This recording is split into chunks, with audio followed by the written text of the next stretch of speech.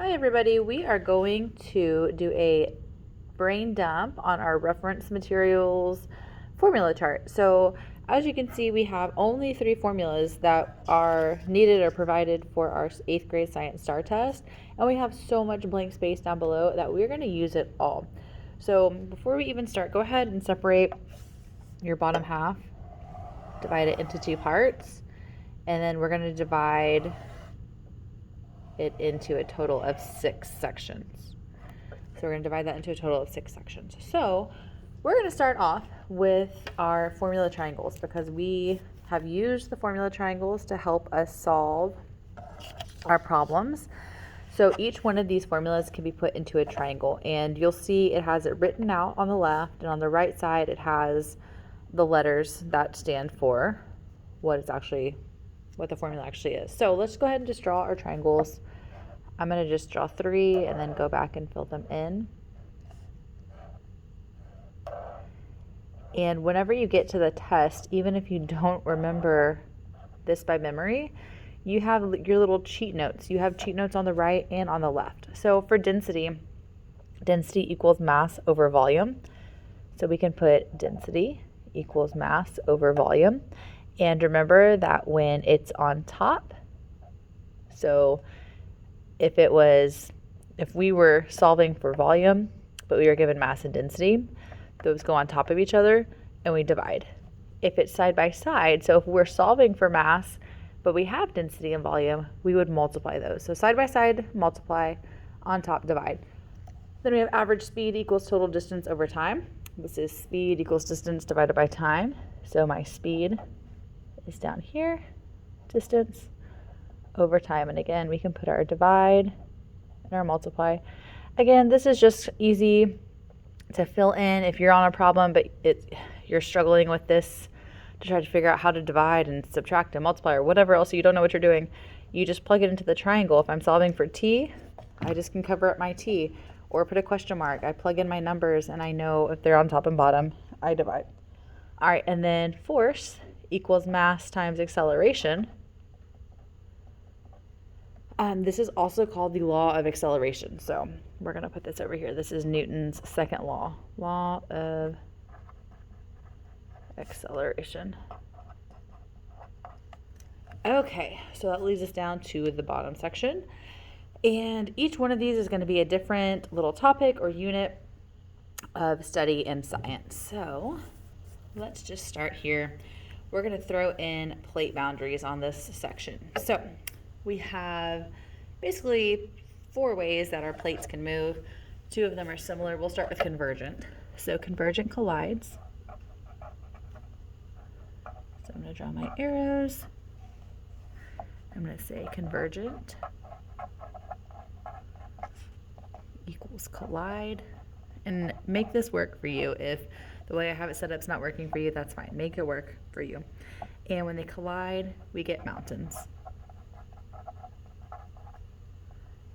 Next, along with convergent, if one plate is more dense than the other, so if we are in the ocean with oceanic plates, anytime an oceanic plate is involved, there's going to be subduction.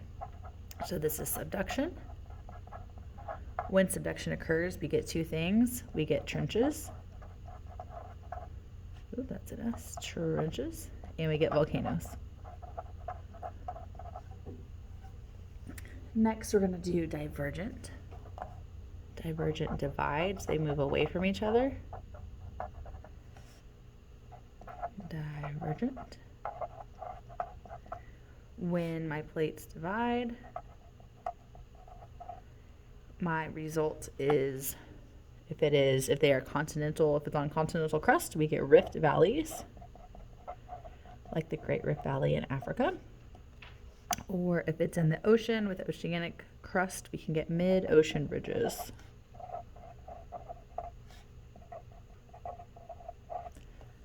And then finally, we have transform. So when we have a transform boundaries, our plates are sliding past each other. So transform, slide. Think of the San Andreas Fault in California. So we get fault lines. Along those fault lines, earthquakes can occur. All right, moving to the center. And I'm going to use the center for this next one just because my center boxes seem to be a little bit bigger. So you might want to find your biggest box. We are going to draw the moon phases. So here we go. My starting point is always the sun. So we're going to just place the sun over here on the right side. On a test, the sun could be on the right, the left, the top, or the bottom. So you just find that sun to help you navigate everything else. So we're going to have the sun. I'm going to draw the earth, and I'm just going to put the letter E with the circle around it for my earth.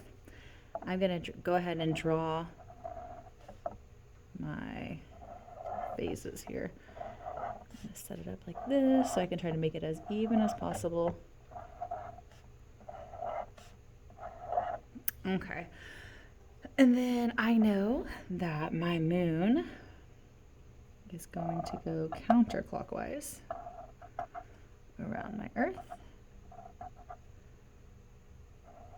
Just going to draw these arrows. You could make it a little simpler by just drawing a few big arrows around, but that's what I did. All right, so let's start filling in our moon phases. So our first phase, the one that's always between the sun and the earth, this is my new moon. This is where I always like to start because it's the moon phase that's always pictured between the sun and earth, no matter where that sun is located. The phase between the sun and earth is my new moon. After my new moon, I have a waxing crescent.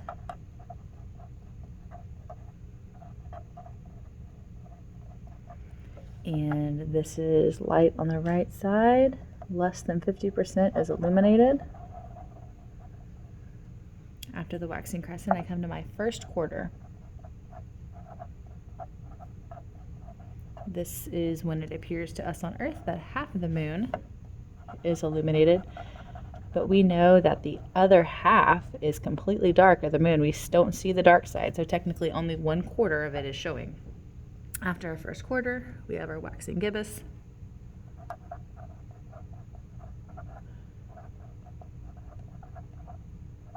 Again, waxing lights on the right. Gibbous, that means I have more than 50% illuminated. That is not perfect, but you get the idea. Then we have our full moon, so we are at 100% illumination. And now we start to wane. And I'm just going to fix my arrows because these are bothering me. So we have a waning gibbous up next. All right. Here we go. So waning gibbous, that means my light is on the left. Gibbous means more than 50% is illuminated. I'll draw my dark section over here. After that, I only see 1/4 of the moon again, but this time I see the light from the left side, or I see the light on the left. This is called my third or last quarter. You might see it either way. Third or last quarter. Then I have my waning crescent. Crescent, less than 50% is illuminated. Waning, lights on the left. Waning crescent. I'd apologize for my handwriting, but by this time you guys should know my handwriting is not amazing. We know that the moon phases the whole cycle. It takes about 28 days or 1 month to complete a full cycle. No matter where you start, it would take 28 days to get back there. So I'm going to put about 28 days, or what we call a month, or 1 month. I'm just going to box this to make it neat.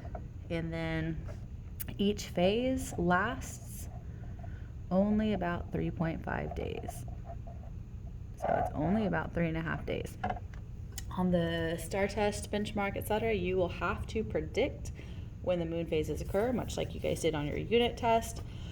So it's important to know the order and how long each phase will last. All right, the next one I'm going to do, and I think I'm going to pull this one. I'll put it on the right side. I've got space. I'm going to put the seasons over here.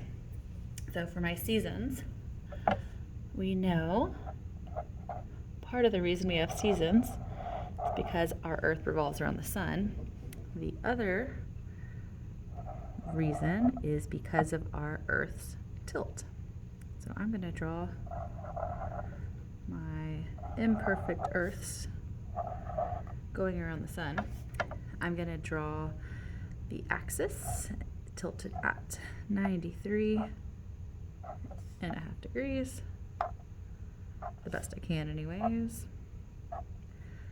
All right, and then I'm going to draw my equator.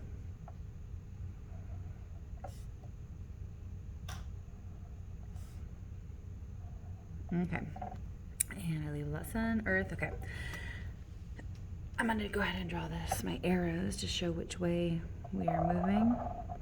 This is also counterclockwise.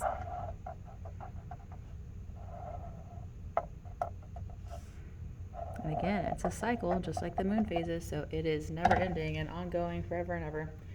All right, so if you remember my last video of seasons, my point of reference is summer. When it is summer on the northern hemisphere, I know that the northern hemisphere has to be tilted toward the sun. Summer is one of my favorite seasons, not for the temperature, but other things. So I'm going to label this as summer. And remember, this whole section is summer. So from here to here, that's summer. And during the summertime, I'm going to write this down here. I have long days and I have short nights. So if you remember at the beginning of the year, our moon calendar, we wrote our amount of daylight and we have really long days. All right, so long days, short night. That's this whole section is summer. After summer, I have fall. But even before that, if I was looking at an image like this on a test, I would immediately go to the opposite side because I know my northern hemisphere is tilted toward the sun here. On this section, it is tilted away. So that means this bottom hemisphere, my southern hemisphere, is having summer. But up north, the northern hemisphere, we have winter. One of my least favorite seasons. So I'm going to write that here. Let's see, where do I want to write it? I'll put it up top, winter. Okay, so I have winter in this section. This one is winter. And then when it's winter, I have short days and long nights. Short days, long. I apologize, this is not written as pretty as it could be. All right, so short days, long nights. And then think of the school year. We have our summer break, and then the leaves start to fall from the trees. We experience fall or autumn. And so all of these seasons are for the northern hemisphere. The southern hemisphere is always opposite. So we have summer, then fall, then we have our winter break, and after a winter break, we have spring break, which is what we just came back from. And of course, opposite of fall would be spring. So I'm going to write this up here, spring. All right, and so I have my seasons right there. And we're going to go ahead and move on to the bottom. We have some vocabulary and definitions from 7th grade and also kind of the end of our 8th grade units here. All right, so this bottom corner, and again, I don't care which box you write this in, just make it work for you. All right, so just some things that we need to, this is just important vocabulary that we need to know. All right, so we need to know the word biotic. Bio means life. Biotic means living. The opposite of that is abiotic. A means not. This is non-living. In 7th grade, we talked about cells. We have prokaryotic cells.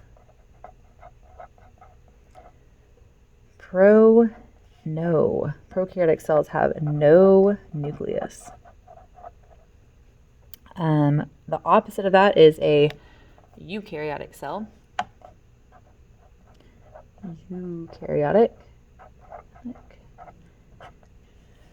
You means true. Also think of you as in you as a person. I'm going to put you, and it has a nucleus. Has a nucleus. Remember, our nucleus is where all of our genes and DNA are, so you have to have a nucleus. All right, and then this would also be our plant and animal cells. All right, and then let's get into autotrophs and heterotrophs. So auto, think of like an autobiography.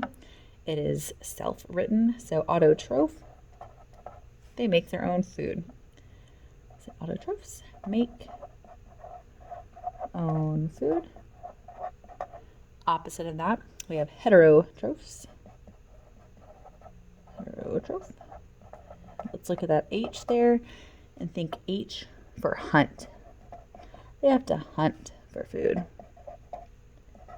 So even though not everybody is physically going out with their bow and arrow or gun and getting their food, you still have to hunt for it. Like, you can't just make it. Your body cannot make it. You got to get off the couch and go to the refrigerator or go to the grocery store.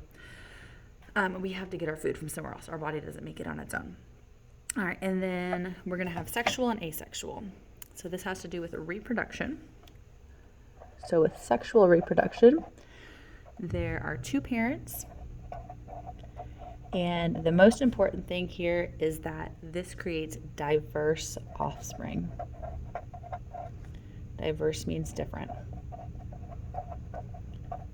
So on a test, that word diverse is kind of the key player. We have to know that that comes from sexual reproduction. Asexual is only one parent. And because there's only one set of DNA to create the offspring are uniform. They are all the same. So one parent, uniform offspring. Okay. Zoom out a bit on that, sorry. Okay. Let's move into body systems. All right, so body systems. Again, whatever box you have to put this in is fine with me. All right, so body systems. We are going to go over a few key body systems that you will probably see on this test. All right, so I'll just title it here for you, body systems. I'm going to underline it to give us some space. Okay, so first we have our skeletal system. I know we all know our skeletal system. We think of bones. I also want you to think of support and protection. So our skeletal system is there for support and protection. The circulatory system, you can think of something circulating the room, a rumor circulating, circulatory. This is what our blood does. It transports all of the good stuff. I'm going to say it transports goods to cells. So our blood is transporting oxygen. It is transporting water, nutrients, all the stuff that our body needs. It's also transporting carbon dioxide out of our body. It's moving every single thing around. So it transports goods to cells. Let's go to respiratory. This is my breathing here. Respiratory. This includes my lungs, among other things. I'm going to say respiratory. I'll say O2 in, CO2 out. So oxygen in, carbon dioxide out. Let's go ahead and throw in endocrine system. This is one that sometimes we forget about. Endocrine. This regulates my body's hormones.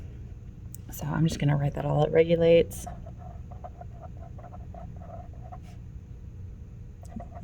your body through hormones and glands.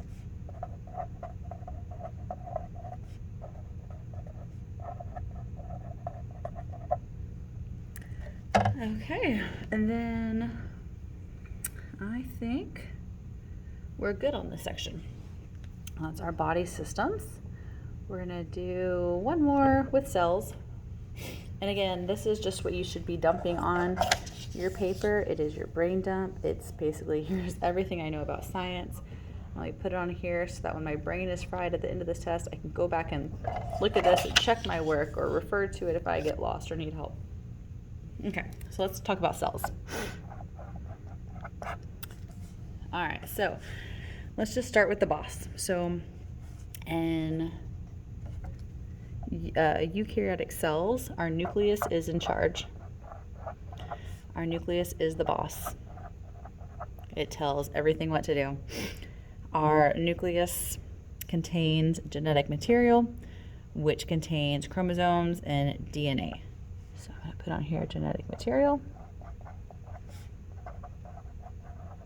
I'm also going to add chromosomes / DNA, because your DNA are in the chromosomes. Let's see. Let's put on here mitochondria. So mitochondria are also important. You might have seen mighty mitochondria. So our mitochondria, sometimes we call this the powerhouse. Powerhouse of our cell. That's a U. And they provide energy. This is our GVEC. Mitochondria is the GVEC of our cell. And then we've got our vacuole. So all plant and animal cells both have vacuoles, but in a plant cell they're much larger because vacuoles are used to store water and also food. Water and food storage. But we know plants need a lot of water, so their vacuoles are huge. All right, and then talking about plants, there's a difference between plant and animal cells. Plants have a cell wall, and they also have chloroplast. Chloroplast, and that chloroplast is what takes energy from the sun, gives the plants its green color, and so on. Thank you guys for watching. Do your best in our test and dump on it.